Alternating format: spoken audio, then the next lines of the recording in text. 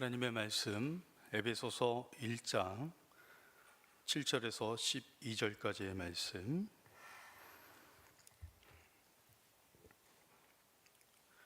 우리 함께 다 같이 읽겠습니다.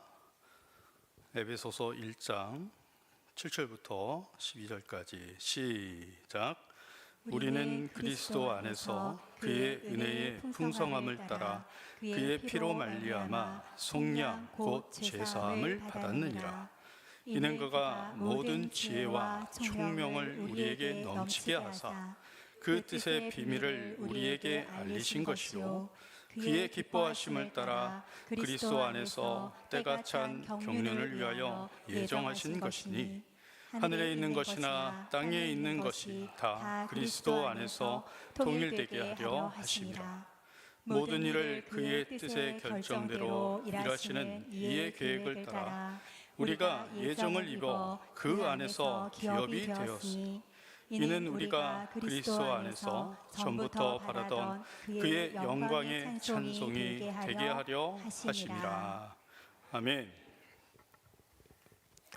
성자 예수님의 이름을 찬송해야 할 이유, 성자 예수님의 이름을 찬송해야 할 이유라는 제목으로 하나님의 말씀 선포하겠습니다. 지난 수요 설교 제목 혹시 기억하시나요? 여보세요? 뭐라고요? 네, 성부 하나님을 찬송해야 할 이유였습니다. 그리고 오늘은 성자 예수님을 찬송해야 할 이유를 전하고, 다음 시간에는 성령 하나님을 찬송해야 할 이유를 전하게 될 것입니다. 성부, 성자, 성령, 하나님 곧 삼위일체 하나님을 찬송해야 할 이유와 목적이 오늘 에베소서 1장 3절부터 14절까지 분명하게 말씀하고 있습니다. 그렇다면 하나님은 왜 저와 여러분을 구원하시고 부르셨을까요? 오늘 본문 1장 우리 6절을 한번 보시죠. 6절, 그의 은혜의 영광을 찬송하게 하려는 것이라. 12절 보세요. 그의 영광의 찬송이 되게 하려 하심이라. 14절 보십시오. 그의 영광을 찬송하게 하려 하심이라. 하나님은 저와 여러분을 하나님께 영광을 돌리는 존재로 세우셨습니다. 아멘. 그리고 하나님께서 영광을 받으시는 목적에는 여러 가지가 있죠. 그렇지만 그 중에서도 찬송은 황소를 드리는 것보다 더 낫다고 말씀하실 만큼 하나님께서 특별히 기뻐하시는 것이 찬송입니다. 그 이유는 무엇입니까? 왜 하나님은 이렇게 찬송을 좋아하실까요? 하나님께서는 영적인 존재이시기 때문입니다. 하나님은 영적인 존재이시기 때문에 우리에게 받을 만한 다른 어떤 것이 필요하지 않으신 분이십니다. 자, 우리는 육신을 가진 존재이기에 만약에 학교를 가면 어때요?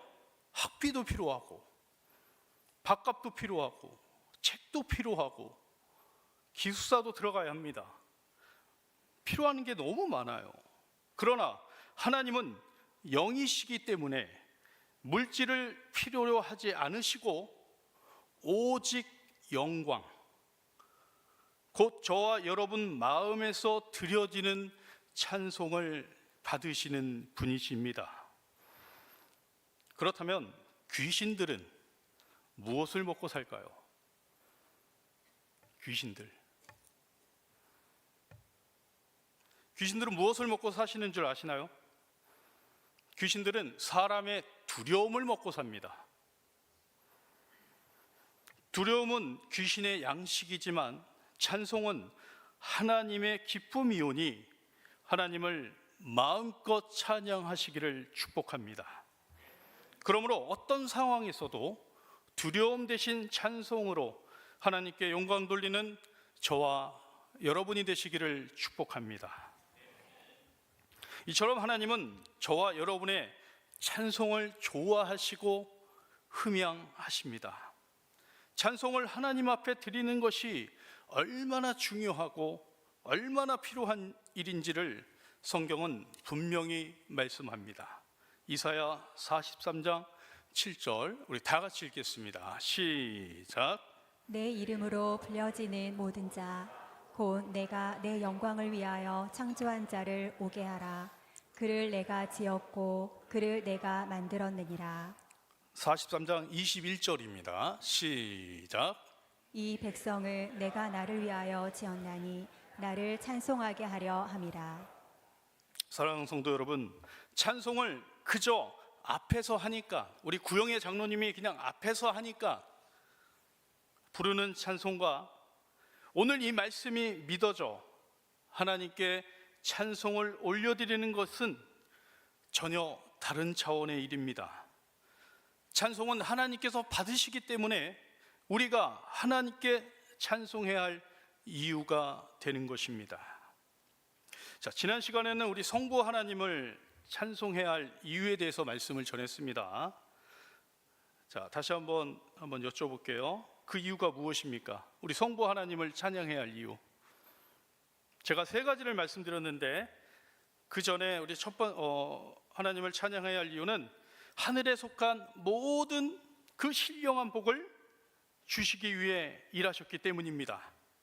성부 하나님께서 일하신 것은 분명합니다. 첫째, 창세 전에, 아직 내가 어미의 뱃속에 있기 전에 하나님은 저와 여러분을 선택하셨습니다. 아멘. 아멘 좀 해주세요. 부탁드립니다. 둘째는 우리를 하나님 앞에서 거룩하고 흠이 없게 하시려고 하셨습니다. 셋째는 예수 그리스도로 말미암아 저와 여러분을 하나님의 자녀로 삼아 주셨기 때문입니다. 그리고 마지막으로 이 모든 것이 나의 노력, 나의 경험, 나의 의가 아니라 전적인 하나님의 은혜라는 것입니다. 자, 6절을 한번 보시죠. 6절 다 같이 읽겠습니다. 6절 시작. 이는 그가 사랑하시는 자 안에서 우리에게 거저 주시는 바 그의 은혜의 영광을 찬송하게 하려는 것이라. 자, 6절을 주목하십시오. 거저 주시는 바, 그냥 거저 주시는 은혜라는 거예요. 아무런 대가 없습니다. 그래서 우리는 아무런 대가 없이 주신 그 하나님의 은혜의 영광을 찬송하게 하려는 것이라. 아멘. 그래서 우리는 모이기만 하면 오늘 이 저녁에 하나님께 은혜에 대한 감사와 영광을 찬송하는 것입니다. 할렐루야. 찬송은 흔히 곡조 있는 기도라고 합니다. 그래서 기도는 하나님과의 대화입니다. 그러므로 찬송만 드려도 어때요? 하나님과 내가 대화하는 것을 믿으시기 바랍니다. 기도하기 힘들죠? 찬송하세요. 그런데 여기서 우리가 반드시 생각해 보아야 할 중요한 질문이 하나 있습니다. 하나님은 지금도요, 천사들을 통해, 그죠? 천군 천사라고 하잖아요. 천군 천사들이 지금 하나님을 끊임없이 찬양하고 있잖아요. 그죠? 그럼에도 불구하고 왜 하나님은 굳이 저와 여러분의 찬송을 받길 원하실까요? 왜 그렇죠? 천군 천사가 지금 하나님을 찬양하고 있잖아요. 왜 굳이 우리의 찬양을 받으시려고 하는지. 그 이유는 분명합니다. 천사들은 어때요? 하나님을 찬송하도록 지어진 존재이기 때문입니다. 그래서 천사들에게는요, 선택의 자유가 없습니다. 그리고 가장 중요한 것은 천사는 하나님의 자녀가 될 수 없다? 없어요. 그래서 하나님은 사람을 지으셨습니다. 사람 속에 자유의 의지를 주시고 그 자유의 의지로 하나님을 찬양하도록 하셨습니다. 그래서 하나님을 찬양할 수밖에 없도록 지어진 그 피조물의 찬양보다 저와 여러분은 다른 것을 선택할 수도 있음에도 불구하고 오늘 이 자리에 여러분 다른 곳에 갈 수 있잖아요, 그죠? 그럼에도 불구하고 자유의 의지를 사용하여 아까 우리가 읽은 그 6절의 말씀, 거저 주시는 바, 거저 주신 그 은혜, 아무런 대가 없이 주신 그 하나님의 은혜에 정말 감사하고 감격하여 오직 하나님을 선택해 드리는 그 찬송, 이것이 진짜 찬송인 줄 믿으시기 바랍니다. 축복합니다. 하나님은 바로 그 찬송을 받기 원하셔서 저와 여러분을 지으셨고 우리를 하나님께로 거듭나게 하시며 자녀 삼으셨음을 믿으시기를 예수 그리스도의 이름으로 축복합니다. 이것이 구약에서부터 이어져 온 하나님의 사랑입니다. 그래서 우리는 성부 하나님을 찬양하는 것입니다. 그렇다면 오늘은 성자 예수님의 이름을 찬송해야 할 그 이유가 무엇입니까? 예수님께서는 과연 저와 여러분에게 어떤 은혜를 주셨기에 우리가 예수님의 이름을 찬송해야 합니까? 에베소서 1장 7절입니다. 우리 한번 다 같이 읽겠습니다. 시작. 우리는 그리스도 안에서 그의 은혜의 풍성함을 따라 그의 피로 말미암아 속량 곧 죄사함을 받았느니라. 여기서 말하는 속량 곧 구속이 무엇입니까? 예수님께서 십자가에 흘리신 피로 말미암아 나의 모든 죄 사함을 받았다는 뜻입니다. 그럼 속량이란 무엇입니까? 속량, 노예 아시죠? 노예. 재성이 천방지축 마골피. 정말 이 시대에 태어난 게 얼마나 감사한지요. 안 그랬으면 머슴이었습니다. 죽을 때까지. 우리말로 쉽게 말하면 머슴입니다. 머슴. 자, 창세기 37장에 보면 요셉이 17살 때 형들의 그 시기심으로 어때요? 애굽의 노예로 팔려갑니다. 요셉이 애굽에서 바로의 신하 경호대장 보디발에게 노예로 팔린 것처럼 노예를 살 때는요 반드시 값을 치러야 됩니다. 그죠? 그 몸값을 대신 지불하고 그 노예에게 자유를 주신 것. 자, 노예의 몸값을 주고 사온 다음 그 산 사람은 어때요? 그 노예를 자유케 하는 것이 자유케 할 수 있어요? 없어요? 있습니다. 이것이 바로 속량입니다. 여러분 네이버에 속량을 검색해 보시면 몸값을 받고 종의 신분을 풀어주어 양민이 되게 하는 것이라고 나옵니다. 우리 다시 한번 7절을 한번 다시 읽겠습니다. 자, 그런 의미에서 한번 다시 한번 읽겠습니다. 시작. 우리는 그리스도 안에서 그의 은혜의 풍성함을 따라 그의 피로 말미암아 속량 곧 죄사함을 받았느니라. 다시 말해 예수님께서 내 안에 있는 죄, 내 멋대로 살려는 죄, 하나님 없이 살려는 이 죄를 용서하시기 위해 예수님은 이 땅에 오셨고 십자가에서 나를 대신해 죽으셨으며 예수님께서 직접 흘리신 그 핏값을 치르셔서 사탄의 그 권세, 그 아래 묶여있던 우리를 값주고 사오신 것이 바로 성경이 말하는 속량이라고 합니다. 로마서 3장 23절에서 24절 말씀 다 같이 읽겠습니다. 시작. 모든 사람이 죄를 범하였음에 하나님의 영광에 이르지 못하더니 그리스도 예수 안에 있는 속량으로 말미암아 하나님의 은혜로 값없이 의롭다 하심을 얻은 자 되었느니라. 모든 사람이 죄로 말미암아 어떻게 됐어요? 하나님께로 가까이 갈 수 없는 존재였습니다. 하나님의 영광에 이를 수 없는 존재였습니다. 그러나 그리스도 예수 안에 있는 속량으로 말미암아 보세요. 하나님의 은혜로 값없이 우리를 예수의 핏값으로 값없이 우리를 어떻게 하셨다? 의롭다 하심을 얻은 자 되었습니다. 그래서 이제 우리는 하나님께 어떻게 해요? 더 가까이. 여러분이 지금 이 시간 어떻게 해요? 하나님께 더 멀리 갔습니까? 더 가까이 오셨습니까? 더 가까이 갈 수 있는 존재가 되었고 하나님의 영광에 이르는 존재가 되었습니다. 할렐루야. 예수님은 나의 이 죄 때문에 십자가에 매달려 죽으셨고 나를 용서하시기 위해 죽으셨으며 죄인된 나를 의롭다 하시기 위해 부활하셨습니다. 이 사실이 믿어지면 아멘 하시기 바랍니다. 그래서 이제 저와 여러분은 하나님의 자녀된 이 권세를 어떻게 해야 합니까? 누리셔야 돼요. 아이고 저는 죄인이에요. 제가 뭐 할 수 있겠슈. 이러시면 안 돼요. 우리는 하나님의 자녀 아닙니까? 누리셔야 돼요.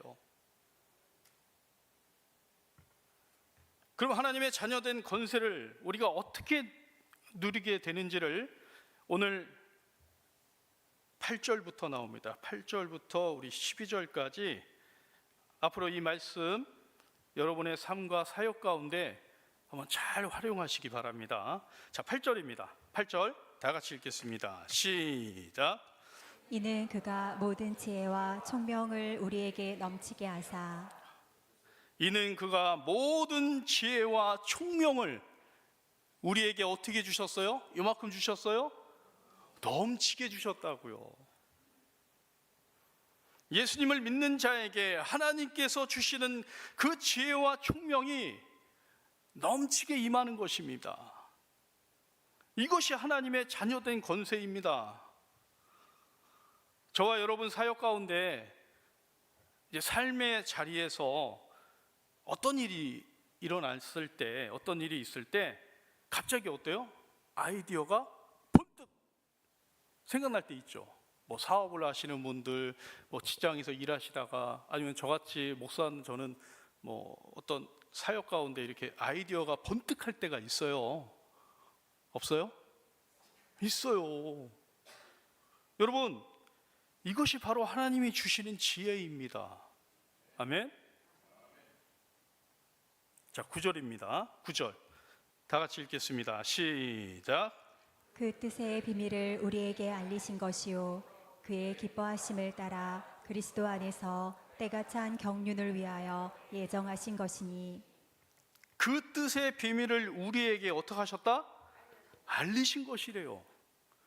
자, 우리는 이제 하나님의 비밀을 아는 자가 되었습니다.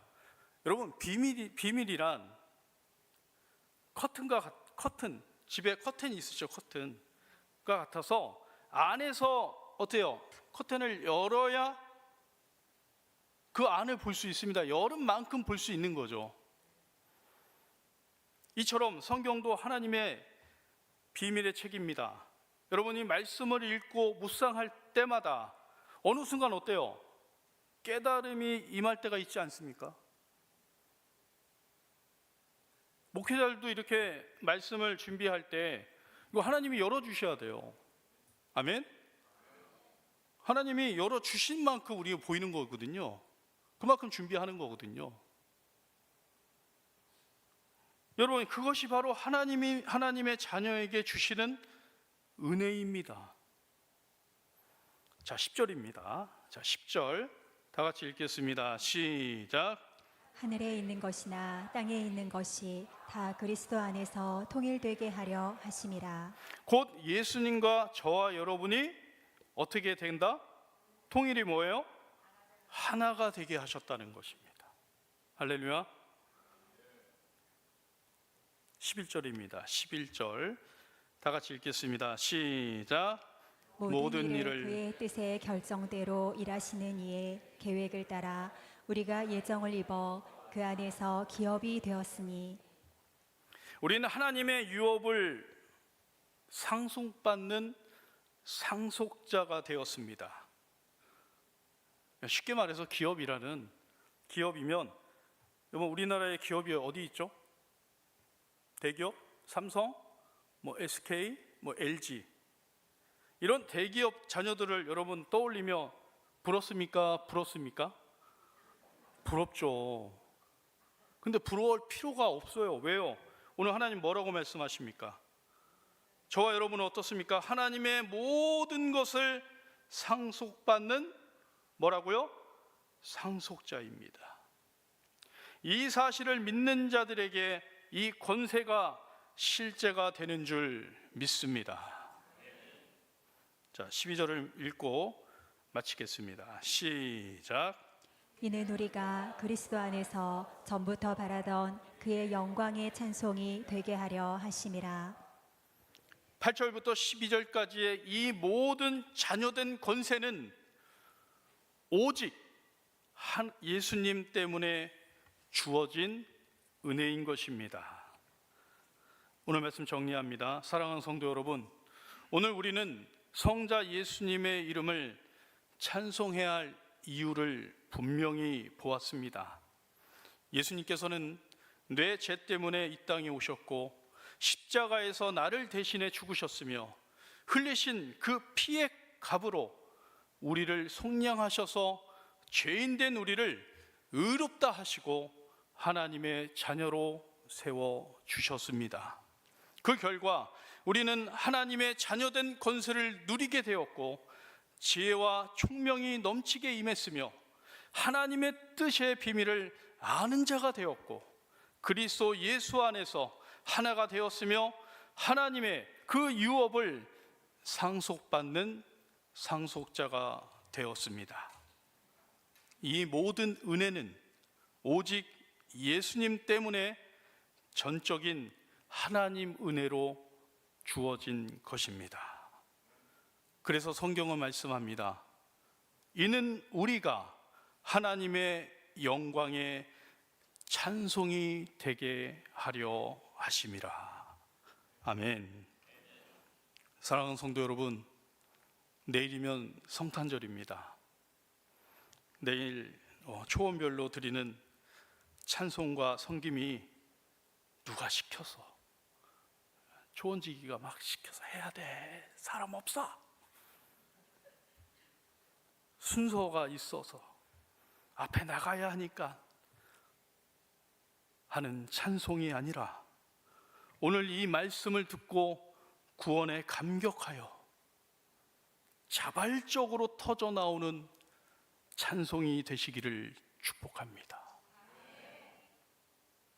내일 성탄절 예배와 축하의 모든 순서가 형식이 아니라 성자 예수님의 그 은혜에 대한 진짜 감사와 찬송이 되시기를 예수 그리스도의 이름으로 축원합니다.